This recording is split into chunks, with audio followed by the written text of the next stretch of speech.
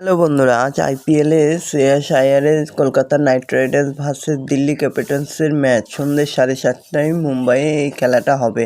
তো বন্ধুরা, আজ দেখা যাবে ঋষভ পন্থ নাকি শ্রেয়াস আয়ার শেষ পর্যন্ত জয়ের হাসিটা কে হাসতে পারে। একদিকে দুরন্ত ছন্দে এগিয়ে যাচ্ছে কিং খানের কলকাতা, সবাইকে পিছনে ফেলে রেখে। নতুন অধিনায়ক শ্রেয়াস আয়ারের অধিনায়কত্বে যেন অন্য মেজাজে পাওয়া যাচ্ছে নাইটদের। অন্যদিকে গত মরশুমে যে চমক দেখিয়েছিল দিল্লি ক্যাপিটালস, এবার সেটা উধাও। ঋষভ পন্থের দল শুরু থেকেই খাবি খাচ্ছে। তো দেখা যাক আজকে জয়ের হাসিটা হাসতে পারে কিনা। আমি তো কলকাতা নাইট রাইডার্সকে সাপোর্ট করব, তোমরা কাকে তা কমেন্ট করে জানাতে ভুলো না।